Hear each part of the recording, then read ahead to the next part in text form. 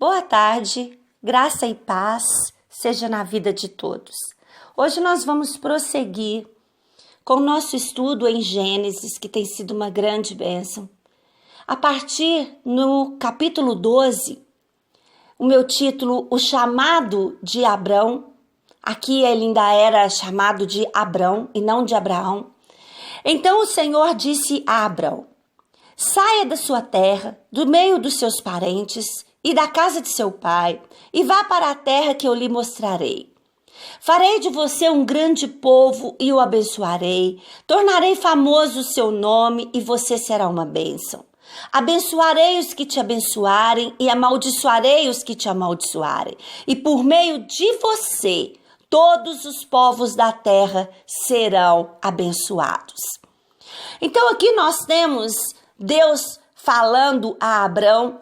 A primeira palavra que ele diz é saia da sua terra. Foi a primeira palavra. Deus tinha uma promessa para Abrão, mas antes dele chegar na promessa, ele tinha que ter um ato de coragem, um ato de obediência, um ato de fé.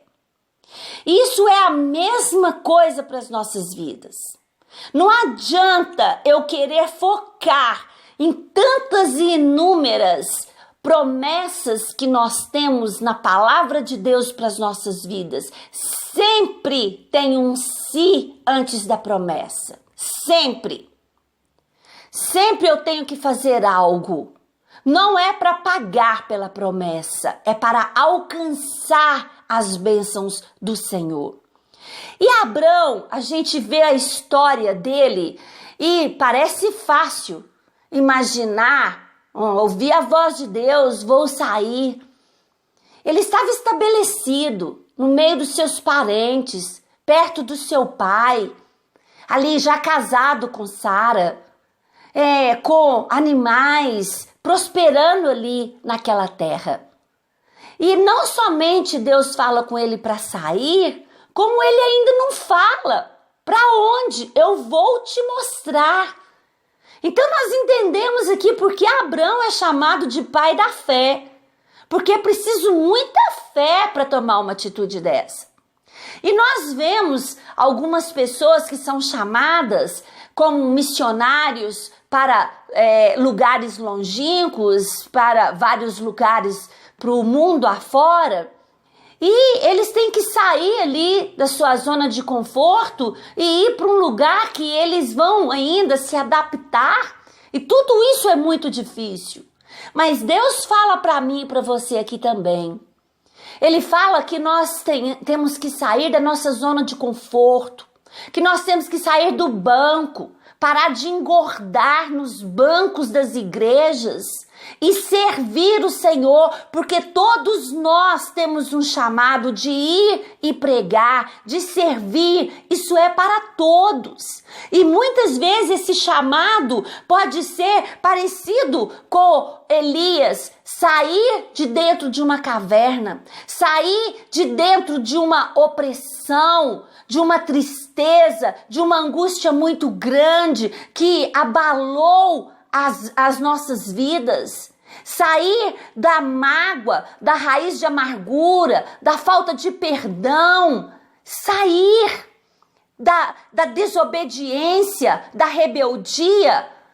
O chamado para nós começa com a primeira palavra: sair. Sai das trevas e vem para a luz. É o que diz o Senhor para as nossas vidas. E então nós vamos desfrutar das promessas.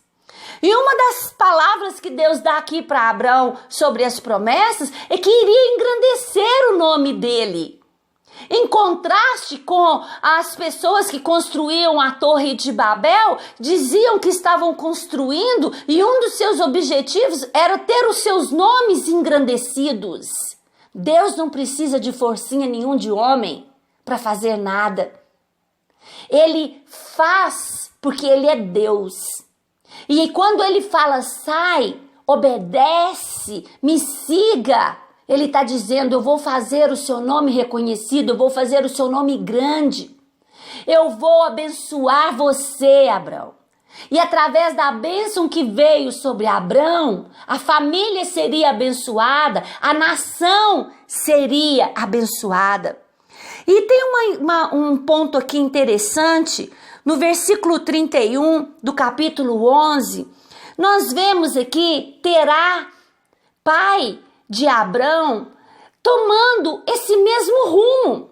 Ele sai aqui no versículo 31 com Abrão, Sara, Ló, toda a parentela, todos os animais, para ir em direção a Canaã. Eu não sei porquê. Ele havia acabado de perder o filho, Arã, um dos 3 filhos que ele teve, irmão de Abrão, pai de Ló, Arã, e dá o nome àquele local que eles estavam de Arã, e dali ele não quis sair, ele se estabeleceu ali. Então Deus faz o chamado para Abrão, e Abrão obedece e sai ali do meio da sua parentela. A partir do 4, partiu Abrão como lhe ordenara o Senhor, e Ló foi com ele. Abrão tinha 75 anos quando saiu de Harã.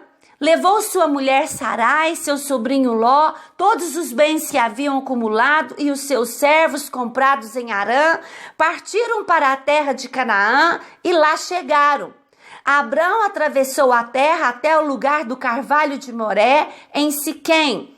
Naquela época, os cananeus habitavam essa terra. O Senhor apareceu a Abrão e disse: à sua descendência darei essa terra. Abrão construiu ali um altar dedicado ao Senhor, que lhe havia aparecido. O primeiro lugar que Abrão parou, a primeira cidade aqui que Abrão parou, ele edifica ali um altar em reconhecimento àquele Deus que ele estava agora seguindo.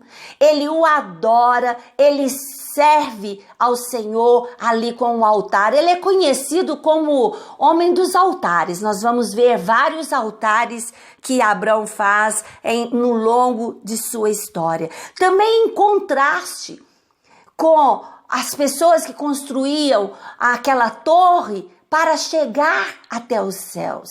Abrão edifica um altar. Onde ele parava, ele edificava um altar.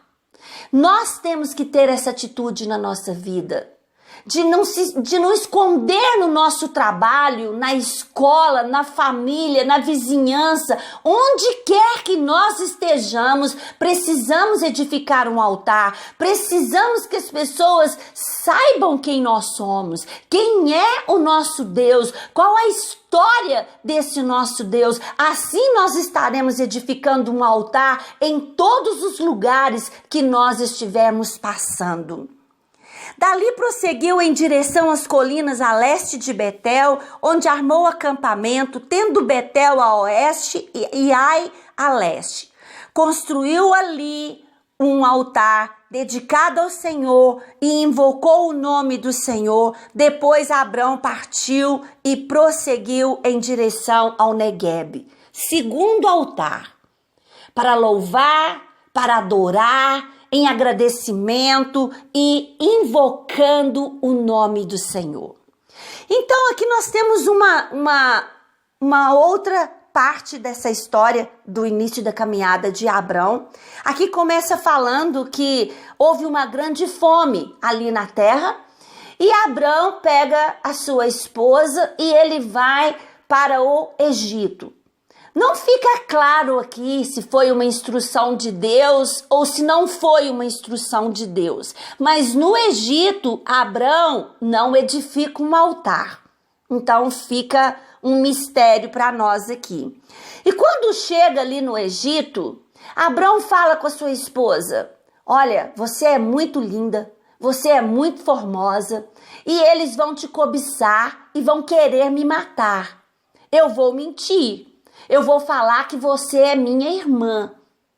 E assim eles não vão querer me matar. E assim eles falam. E ela realmente foi muito cobiçada, né? Quando estava chegando ao Egito, disse a Sarai, sua mulher: bem sei que você é bonita. Quando os egípcios a virem, dirão: esta é a mulher dele, e me matarão, mas deixarão você viva. Diga que é minha irmã, para que tratem bem por amor a você, e a minha vida seja poupada por sua causa. Quando Abrão chegou ao Egito, viram os egípcios que Sarai era uma mulher muito bonita.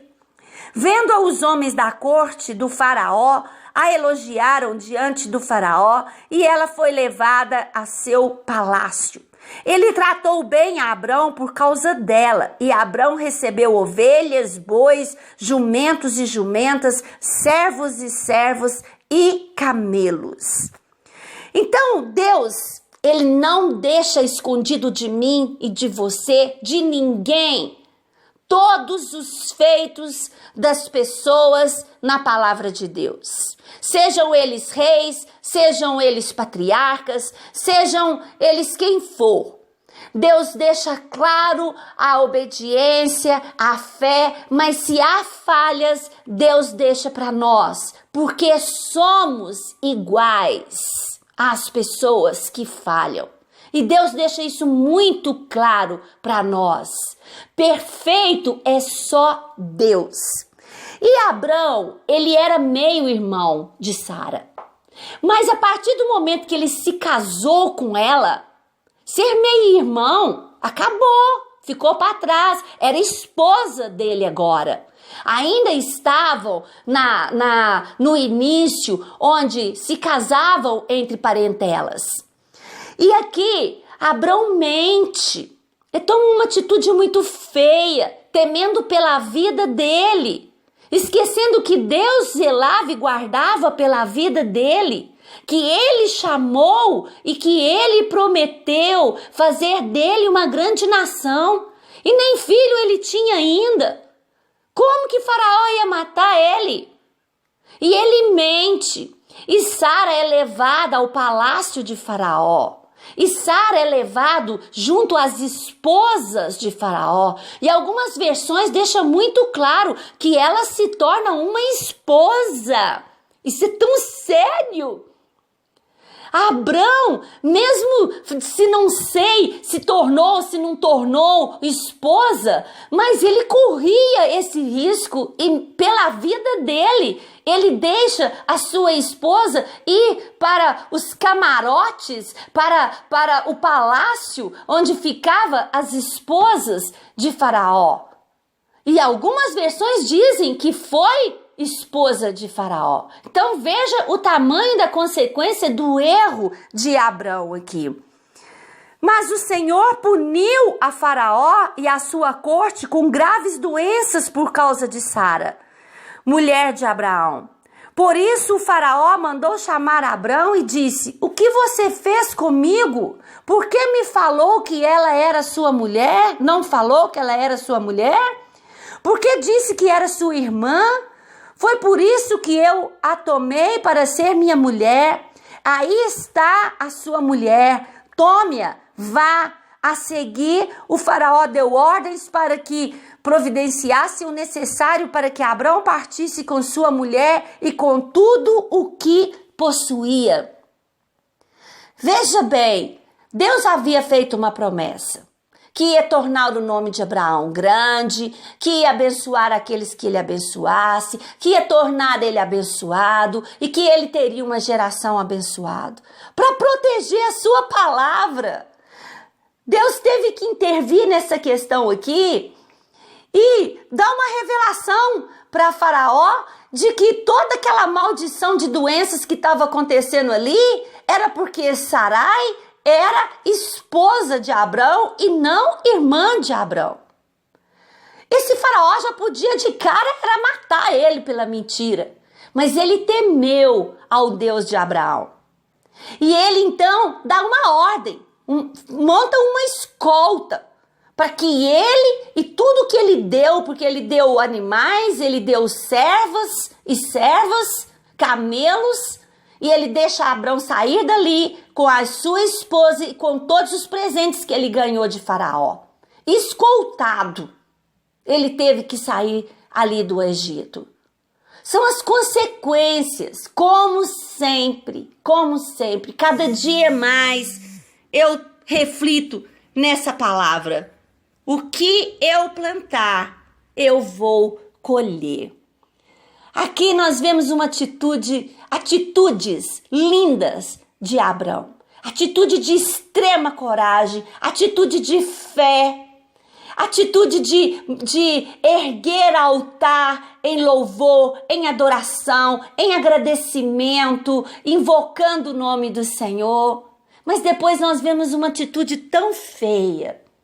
Mentir para salvar a sua vida. O problema não era só a mentira. O problema era que ele temia pela sua vida. Então ele não, por um momento, ele não confiava que Deus iria fazer dele uma grande nação, que Deus iria manter-se o abençoando. Por um momento, essa fé oscilou, como oscila na vida de cada um de nós, como oscilou na vida de Pedro quando ele andava por sobre as águas.